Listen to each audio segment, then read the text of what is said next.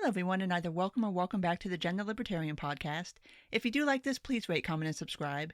You can find me on iTunes, Google Play, Stitcher, SoundCloud, Spotify, YouTube, and on my Patreon page. So we have made it to the end of another week of ridiculousness and insanity, but I do want to go ahead and say, first off, this episode is probably going to be a little angry because there is some things to talk about here that have gone on this past week that I am just baffled by and kind of blown away by, and I'm just kind of trying to figure out where certain people are coming from with certain things. But, however, this episode will be letter free. There will be no discussions of any letters in this episode. If you missed my last episode with Jesse Single, talked about the counter letter that was written in response to the Harper's letter and his involvement in that. And we also discussed Barry Weiss's open letter. So if you want to hear any of that, you can skip back to the last episode. But now we are going to move on from letters. Hopefully, maybe, unless somebody else writes another letter. Who knows? It's apparently open letter season. But let's go ahead and start where I have been starting. And that is with the unemployment numbers. So for the week ending on July 11th, we had an additional 1.3 million people file first-time unemployment claims. Like I've been saying, this seems to be kind of where we're plateauing right now, is anywhere between like 1.3 to 1.5 million a week. And this seems to be our normal for right now. Just as an update from last week, there still has not been any congressional movement that I've heard of on the federal unemployment insurance. So to the best of my knowledge, it is still set to expire. I believe next week will be the last week of eligibility for it. And obviously, I don't want to be a broken record, but clearly this unemployment situation is nowhere near under control. I saw that under normal circumstances, and I put this out there just for comparison purposes, under normal, not cuckoo crazy pants circumstances, unemployment claims, first-time unemployment claims, are usually somewhere around 220,000 a week.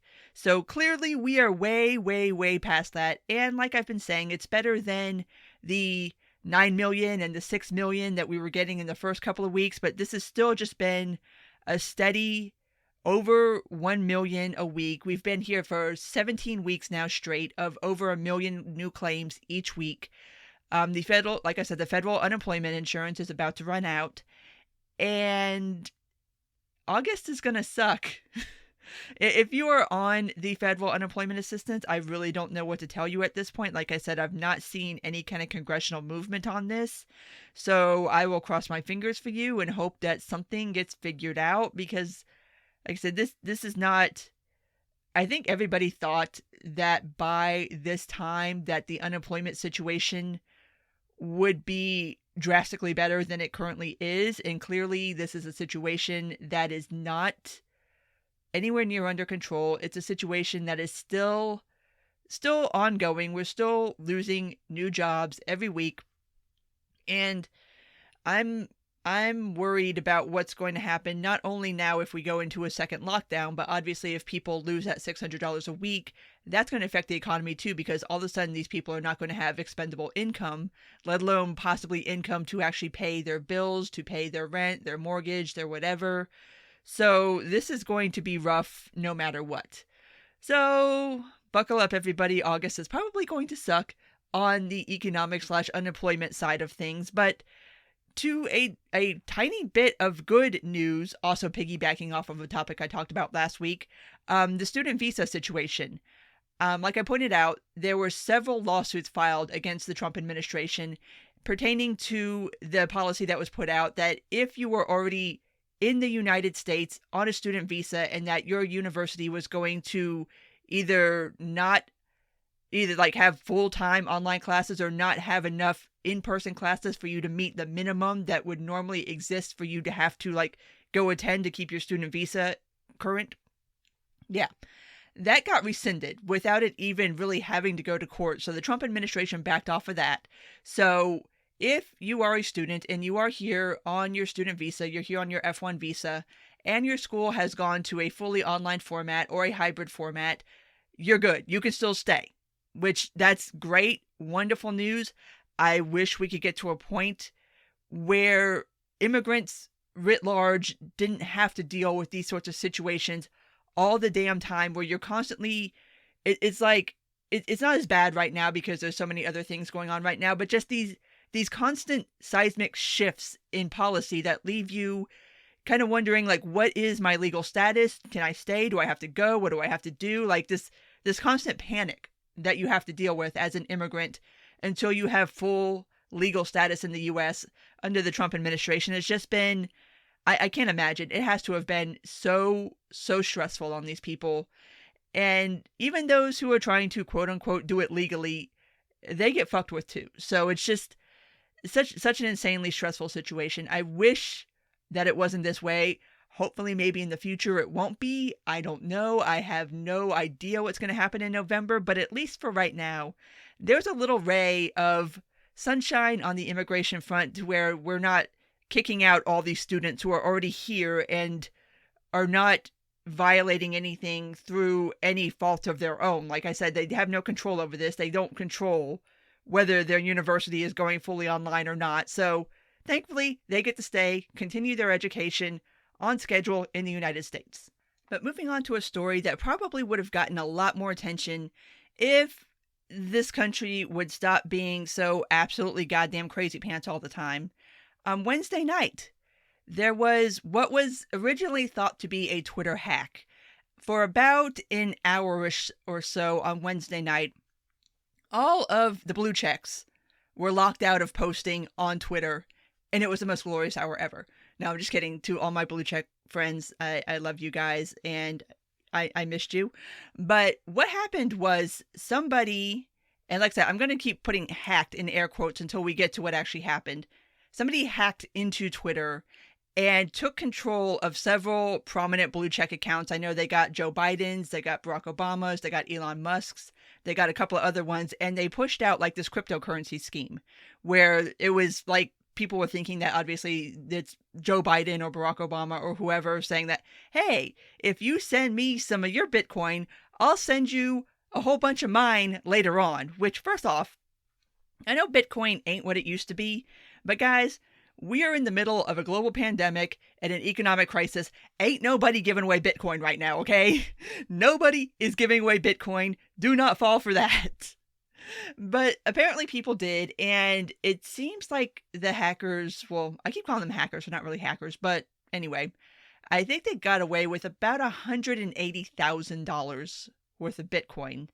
So, come to find out that this wasn't actually a hack. What happened is somebody befriended a Twitter employee on a Discord server and paid them, get this, $2,000 for the Twitter employee's root access to accounts. And so through all this, we've kind of found out how Twitter handles things in the background with screenshots and everything. And so basically what it is, and I'm not quite sure what this person's job was, but it looks like this would be the kind of access that, say, a customer service rep would have, because basically you could go in, and what they did was they changed the emails and the passwords associated with those accounts, and that's how they were able to take control of the account. So like I said, it wasn't really a hack. It was just paying somebody for access to have them go in there and make these changes so that those accounts could be taken over. So they have this dashboard where obviously you can go in and do such a thing, but a couple interesting things that we found out here is on that dashboard, there's a series of buttons, and there's a series of buttons like protected, locked, and then there were two buttons that basically said trends blacklist and search blacklist, which if you clicked on those buttons, theoretically, that account would no longer show up in trends or searches. So yes, shadow banning is real. At least theoretically speaking, somebody can literally go in and shadow ban you from this platform. So there was that. The second thing that I thought was interesting is that Twitter was able to go in and lock out every blue check account, like almost immediately, which tells me that having that blue check verification is not just simply, okay, you went through the background verification, we put the little thing next to your name, and that's it. It's a fundamentally different status that you have with Twitter when you have a verified account. And whether or not this was something where the functionality already existed to where you could say, okay, this group of people cannot post, or if it's something where, say, a couple of lines of code could be written on the fly to make such a thing happen, they made such a thing happen very quickly. Which is a little scary when you think about it, because that means that Twitter could, theoretically, shut down whole groups of people at any time for any reason that functionality exists. And so ultimately what happened is most blue checks got unlocked within that hour. I do know there was a couple of different people who had blue checks who, for one reason or another, had changed their password recently or something along those lines, who they lost access to their account for a couple of days up to a week. Well, actually not a week because we're not quite there yet, but it was at least a couple of days that they lost access to their accounts. So this wasn't something that Twitter got under control super duper quick. And so, yeah, this is kind of frightening to me, and I would almost rather this have been a hack, because that is something that you could steel man against in the future. Like if somebody found a security flaw or something like that and was able to exploit it, you could fix that. There's no way to fix somebody taking money for access. There's no way to prevent such a thing from happening again. And really, $2,000? Really? I have $2,000. There's some stuff in some people's DMs I wouldn't mind knowing about. Really? $2,000. That's all it takes. And I'm sure there are plenty of more malicious people out there with much deeper pockets that, now that we know that such a thing can happen, may try to do it again. Who knows? But another part of the speculation on the topic of DMs was that, okay, so kind of the rumor has always been that the real kind of Twitter apocalypse would be if everybody's DMs got leaked.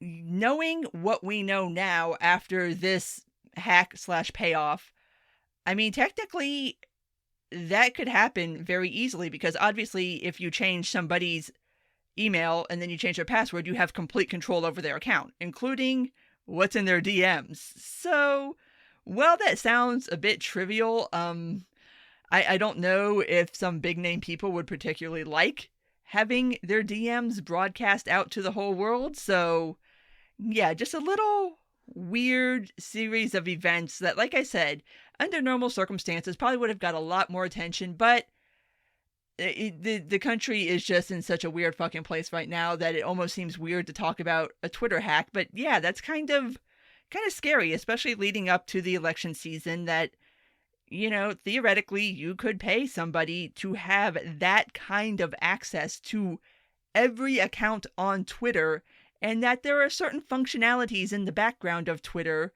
that enable mass blocking, enables specific blocking, enables shadow banning. So yeah, just a little exposure there into what goes on behind the scenes at twitter.com. But now moving on to the more important story of the week, and that is, what the hell is going on in Portland? So this is something that kind of evolved a bit over the week. Started seeing reports from people on the ground that there were unmarked federal agents, or some sort of agents that nobody quite knew who they were because they weren't wearing markings, they didn't have names, just appearing in Portland and just kind of scooping people up off the street and sticking them in vans and taking them God knows where. So the first speculation I saw along these lines was among immigration Twitter, where people were kind of speculating that those agents were CBP. Well, it comes to find out they are Customs and Border Patrol. And they were sent in by DHS to Portland, apparently not at anybody's behest, because both the mayor of Portland and the governor of Oregon have asked DHS to withdraw the troops. Well, I call them troops. Should not call them troops. Whatever the hell you want to call. I just call them assholes usually, because these are just, CPB are just horrible, horrible, nasty people. But asking DHS to withdraw them, and the answer was no. So now you have these federal agents here in Portland scooping up people off the damn street. And by the way, none of this is an urban legend or a myth, because the acting Undersecretary, Deputy Secretary of DHS, one Ken Cuccinelli, has gone in public several times to brag about the fact that, yes, it is Customs and Border Patrol. Yes, they are wearing unmarked uniforms, and his little way around this is saying, well, they have insignias on them, but they don't have names on the uniforms because we don't want them doxxed. Which, yeah, so you've got people out here who have no names, no identifiers on their uniforms. So, I don't know, I guess if you wanted to complain about the way you were treated by one, I don't even know where you would start, because you don't even have somebody's name. It'd be like, that guy over there. What guy? That guy. What's his name? I don't know. It wasn't on his uniform. It's shady as fuck. And there is video of them just not scooping up anybody doing anything violent, but just protesters, and sometimes not even protesters, sometimes just people in the vicinity of a protest, literally picking them up, putting them into a black van, and driving them off. And Cuccinelli has admitted that, yes, that is happening. That what they're doing is they're just picking them up and taking them somewhere for secure, safe questioning. I'm sorry, excuse me? No, this is not okay. There's nothing okay about this. But I want to take a moment to say that myself and everybody who toils in the immigration mines told you about this. We told you about the weaponization of DHS. We told you about the militarization of them. We told you what these people were doing on the border, and we warned you that one day, this day would come, that this would never stop at the border, that one day DHS would unleash these people in U.S. cities. We told you. We tried to warn you. And now here we are. And on the topic of the border, people are learning now that the border is a lot thicker than they thought it was. Legally speaking, the border of the United States, for the purposes of CPB being able to operate, is 100 miles inland of any border, north, south, east, or west. So yes, Portland does fall in that frame. I think they're like 76 miles, 75, 76 miles away from the coastline. So yeah, what is being done right now in Portland is 100% legal. Now think about that for a second. DHS can send their own agents into a city, into a state, without any kind of permission from said city or state, and do whatever the fuck they want. Under the pretext of, okay, there's a group of people who are surrounding and have taken over this one federal courthouse. That's their justification.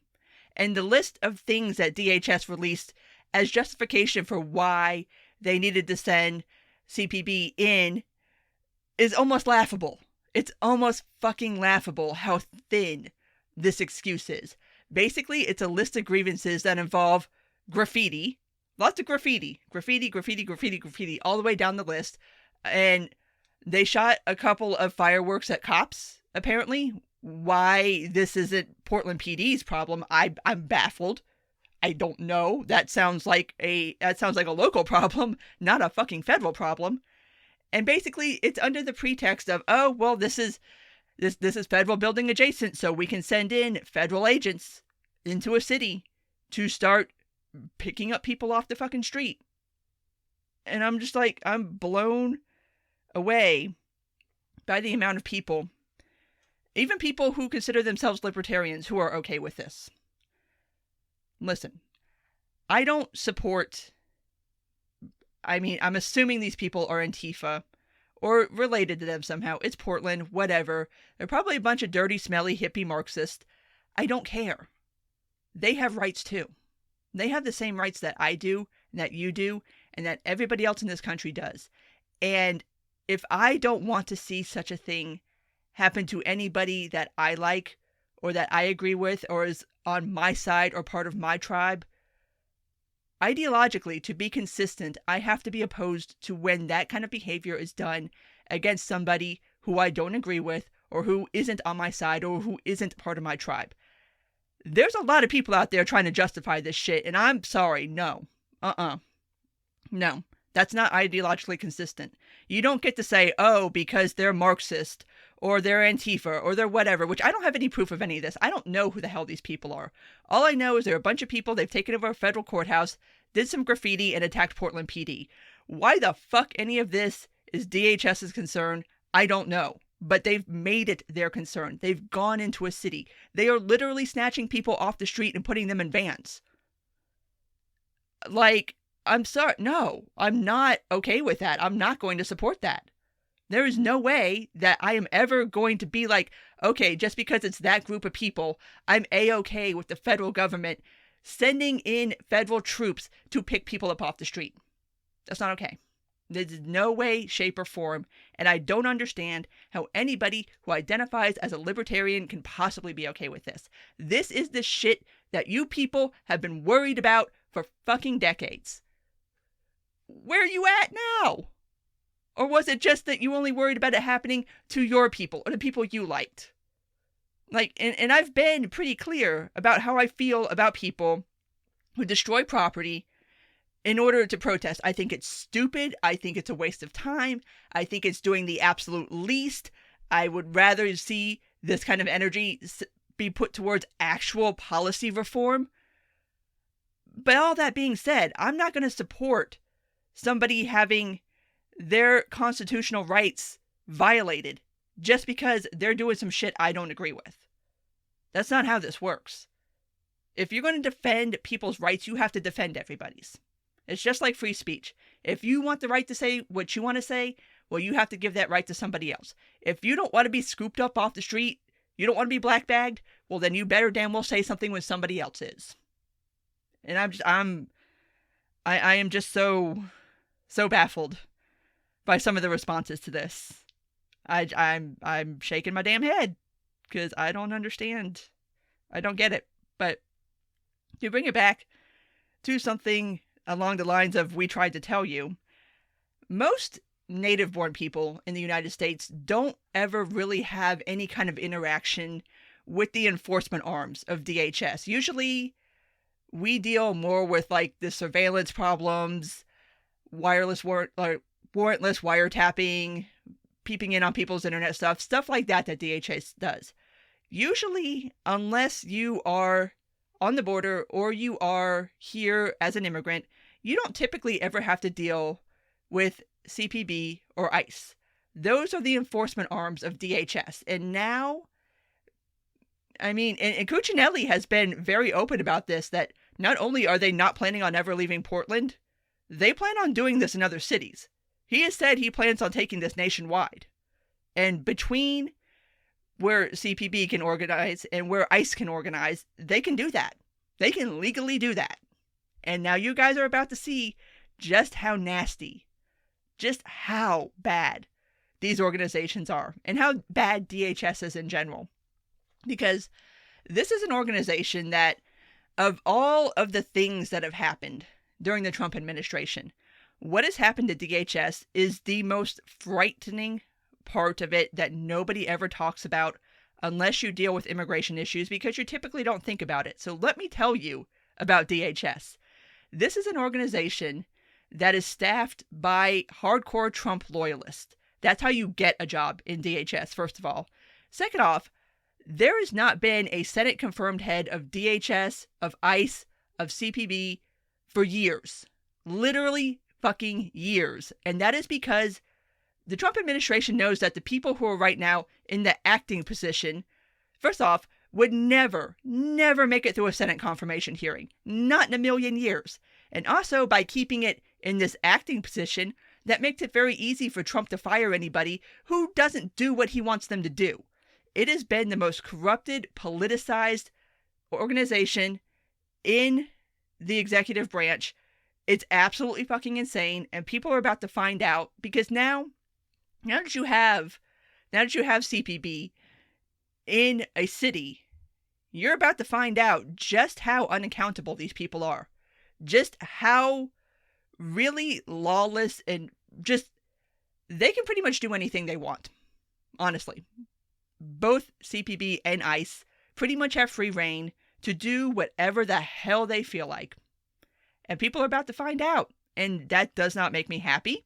I mean, it makes me happy to have people find out just how bad DHS is, because my God, if there is a government organization that needs to be abolished, please, for the love of God, take out DHS and everything underneath it.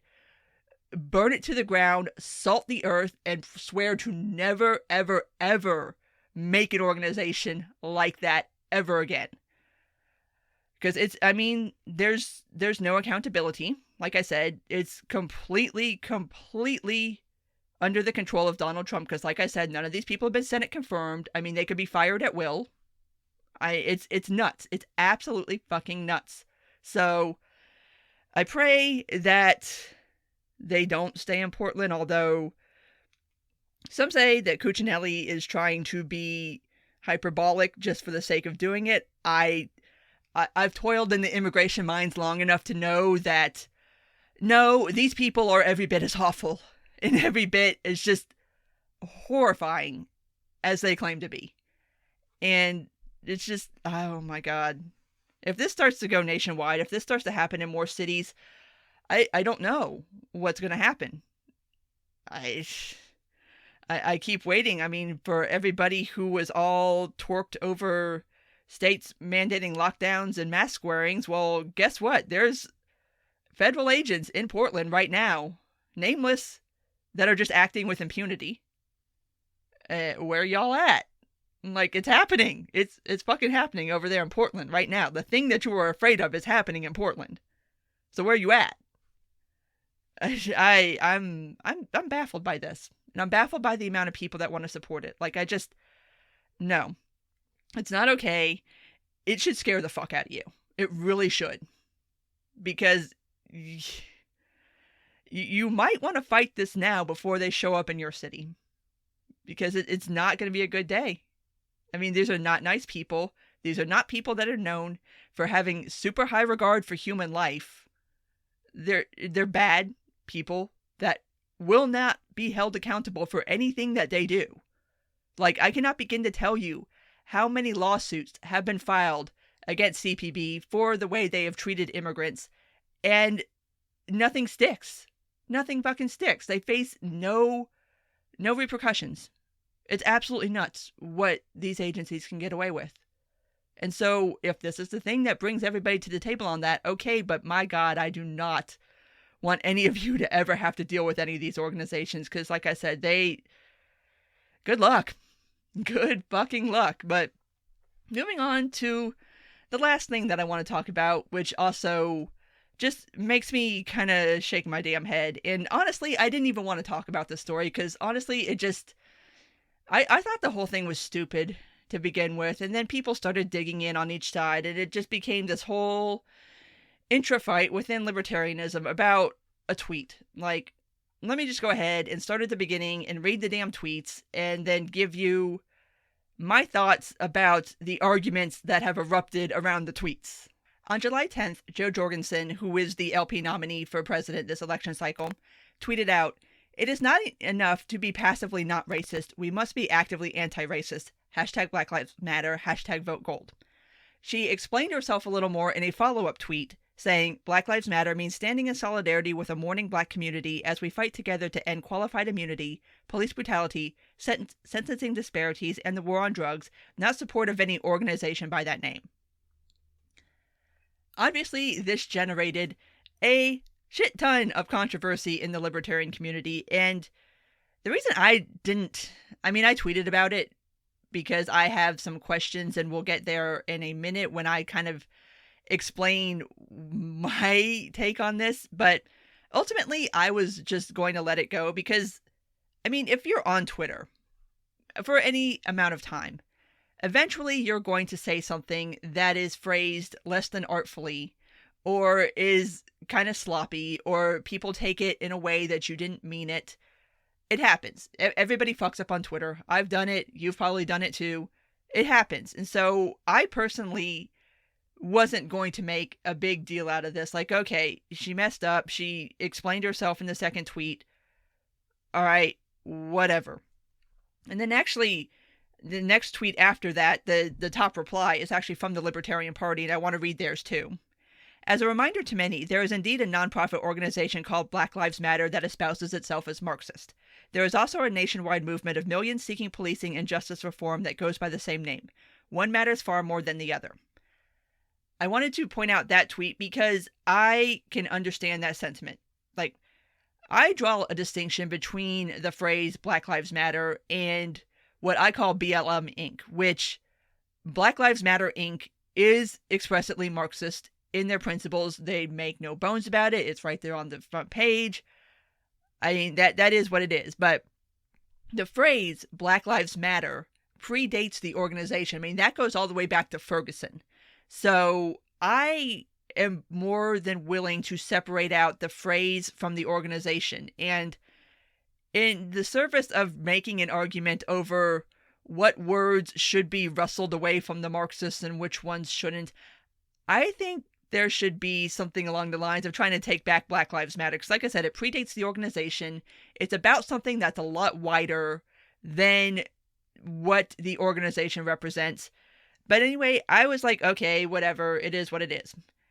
But a lot of people latched onto that as trying to say like, oh, okay, so you're tweeting out support for a Marxist organization. Which, I mean, again, she explained herself. Okay, cool, you're not supporting BLM Inc. You're supporting the phrase, the concept Black Lives Matter. Whatever, cool. But a lot of people kind of stayed with that. And a lot of people were like, oh my God. Anyway, the thing that I latched onto, and a couple of other people did too, is two things here. The must, which again, since when are we in the business of telling people what they must do? And for me, it's the anti-racist part. And this is the one that seems to have generated the most kind of, I try to assume that people make arguments in good faith. I really do. But this has been the one that's kind of created the most controversy, more so than just the Black Lives Matter part. And that is because there seems to be a little bit of a dichotomy here. And let me back up and say that what Jorgensen is tweeting here, the original tweet, she didn't actually write that. It's actually from a piece that Jonathan Banks did back in 2014 or 2015, but the origins of that quote go a little deeper than that. It's actually a slight bastardization of an Angela Davis quote, which, let me read you the Angela Davis quote. In a racist society, it is not enough to be non-racist, we must be anti-racist. Which, like I said, they're similar enough that I don't know if Jonathan Banks knew about the Angela Davis quote, whatever, but close enough to basically be noteworthy. So, we all kind of had this bizarre, well, not all of us. Some people tried their best to explain their position, and other people tried their best to not understand the very clearly stated position. But here's the thing. It seems to me that there are people who are using anti-racism as simply a word to mean do not be a racist. Anti-racism is a little more than that. Anti-racism is an ideology. I mean, especially as it is constructed right now, it is a fully fleshed out ideology, and it does require a lot of activity. It's not a passive thing, it's an active thing. So I don't know if people were being kind of either not knowing about anti-racism or just trying to, and I've seen people make this argument of, well, we have to reclaim the word. And I'm just like, okay, first of all, I decided that I would go on a little quest to try to find out whose word is it anyway, like who came up with the word anti-racism. And I wasn't really able to come up with anything because nobody really seems to know the origin, like who coined this phrase, who started using it, like who popularized it. Nobody really seems to know, and outside of like current, like super current context. I mean, I'm talking about like going back to like the past 50, 60 years to see like, okay, where did this word come from? So didn't really get anywhere there. But here's the thing, and this is where so many people got mad at this part. And that is that a lot of us, myself included, took it as the part that we must be anti-racist as saying that we must ascribe to this ideology. Let me set aside the whole Marxism thing for a second, because to me that's secondary. Like I said, you can support Black Lives Matter without supporting Black Lives Matter Inc. That, to me, there's no dichotomy there. That's kind of simple, because there are two separate things.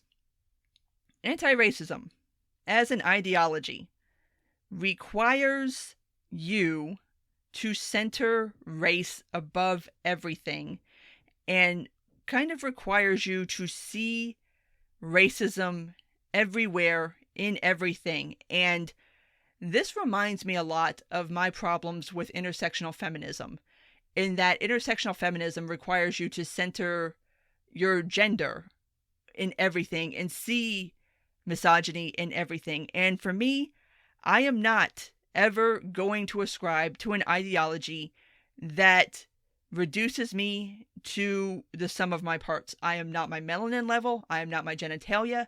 These are not accomplishments of mine, and they tell you very little about me.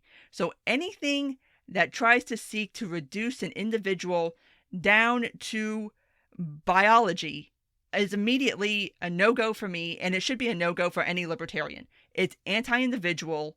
It's just, it's horrible. It's just, no, you should reject that as out of hand. And like I said, I don't know if everybody who saw the word anti-racist automatically clicked in their head that, like, anti-racism as an ideology, but as an ideology, it's fucking the most anti-libertarian thing in the world. So there were some of us, most notably Camille, who spent so much time on Twitter trying to explain his argument to people, and people just being like willfully obtuse about it. I'm still baffled. Like, I don't understand why people aren't understanding this point, but there seems to be this counter argument. Well, actually, there's two counter arguments. Let me start with the first one.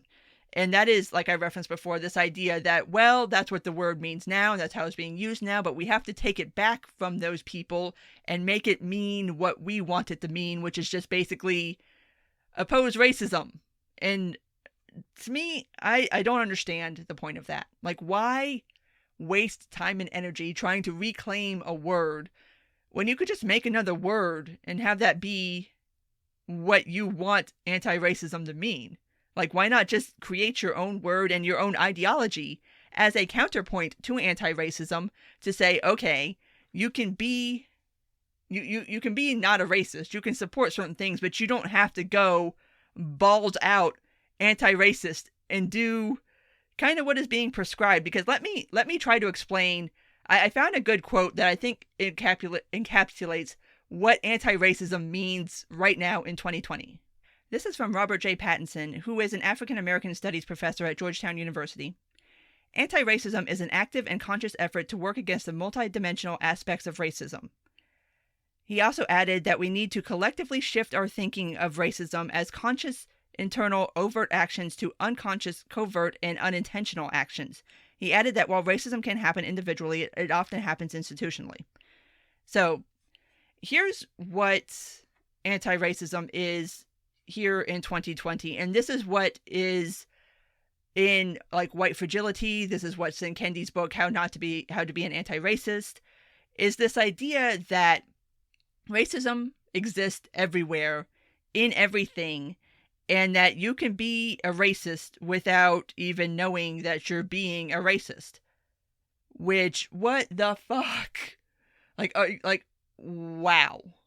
Like, basically, if you are white, which, I mean, let's keep it real, that's what this is about, that's why it's called white fragility and not everybody fragility, that you are a racist no matter what, even if you think you aren't, you are, and that you are somehow perpetrating racism, even when you think you're not, because you just are, because like, you're white, and you just can't help yourself because you've been indoctrinated into this system that just makes everything you do unconsciously racist, and you have to somehow fix this in yourself.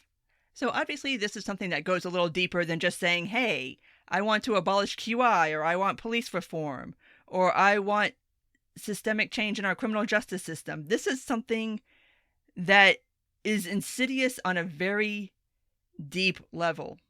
And so I'm kind of baffled as to why anybody would want to try to reclaim this word that is becoming increasingly more toxic by the day. Because that's another argument I've seen, is that, oh, well, we have to take it and redefine it now before the masses find out about it. Let me tell you something. The masses have already found out what anti-racism means. I mean, right now, there are people having to go through like anti-racism courses at work. Like, people already know what it means. There's plenty of people who know what the word anti-racism means. You're not battling for the soul of the word. Like, it's gone. The word is gone. Like, I don't even understand why you want to reclaim it, other than, and again, I try to engage this stuff in good faith, but I'll go ahead and say it just because I gotta speak truth. That's what I do here. Wanting to reclaim the word because it's a trendy word right now. And because everybody wants to talk about anti-racism, so you want to glom onto that word because that's the word that's already in the zeitgeist. Which I don't. Personally, I'm perfectly happy letting people have anti-racism as a word, as an ideology. Let them wear that. Let that be the albatross around their neck. Don't try to save them. Why are you trying to save them? Like, go. If you want to be some race essentialist asshole, go be it. Because honestly, there's almost like a cottage industry cropping up around people writing pieces about this whole concept, about specifically White Fragility, the book, and around the whole concept of anti-racism, basically saying, yeah, this is some racist bullshit right here, because it is. If you're reducing somebody down to their race and making negative assumptions about them based on their race, that's fucking racism. It's almost like anti-fascists calling themselves, like, we make fun of Antifa calling themselves anti-fascists when they engage in fascist activities. Like, just because you put anti in front of something doesn't mean that all of a sudden that's what is, like, anti-racist. Like, no, this shit's pretty racist. Honestly, if you sit down and you really read it and you see what the prescription is, what the applied activities that you are meant to perform to show that you are an anti-racist, it's pretty fucking racist. It's really, really racist. And so I don't even understand why anybody wants to fight for that word. And then the other argument that I've seen crop up for the people, the anti-racist people that get slammed with this is, well, if you're not anti-racist, you're a racist. First off, that's Kendi's argument. Good job, guys. You just made Kendi's argument that he makes on like page 9 of his book.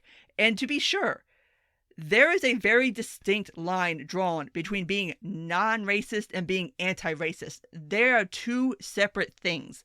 And I think what people are wanting to turn anti-racism into is non-racist. But the people that espouse anti-racism are very, very clear on this topic. It is not non-racist. It is not just simply not being a racist. It is going out and finding instances of racism in order to root them out. Like, it's an active thing. It's not a passive thing. It's so, I don't even understand. Like, I don't even understand why I have to have this conversation, because the whole thing's stupid, but then it blew up and people wanted to have arguments. Oh my God. Like, I don't even understand why I need to claim this word. But my broader point here that I want to make, and there is a broader point here, is that libertarians don't need to reclaim the word anti-racist, because all of the things that libertarians want anti-racism to mean as a concept already fall under the banner of libertarian. Like, we don't need another word. You have libertarian. I already have that label. I don't need to put anti-racist on me. That's part of being a libertarian. So I don't understand this. Like, we have the track record to back this up too. Like, there's nobody that can say that there's been anybody more so than libertarians who have gone out here and fought for the things, specific policy reforms that are anti-racist. I mean, I don't even understand. You don't need a separate word. We have libertarian. That's the word. There you go. There it is. There's the label that you need that should explain to everybody that you do not support certain activities. You do not support certain ideologies. You do not support certain behaviors. I mean, it's right there in the LP party platform what our views are on racism and bigotry. Like, what other fucking title do you think you need to explain to people? I don't get it. I genuinely don't get it. Other than wanting to just appropriate a trendy word because it's trendy and now maybe like the cool kids will like you. I don't know. Like I said, it's a word that's becoming increasingly more toxic, so I would stay the hell away from it myself. But that's me, and I tend to think about things in long-term sorts of things. So, yeah, that happened. And if you want more ranting on that particular topic, and on the topic of Camille Foster, he did an interview over for Reason with Nick Gillespie where he talks about this too, and he might explain it a little more articulately than I. Wait, was that racist? Shit. Anyway, yeah, if you want a little more explanation, go listen to that too, because he makes a lot of the same points I make. And if you disagree, fine. Whatever. Like I said, I still think this whole thing is stupid, and that there's more important things to worry about. But it is a conversation that has to be had because, this is a conversation that was had.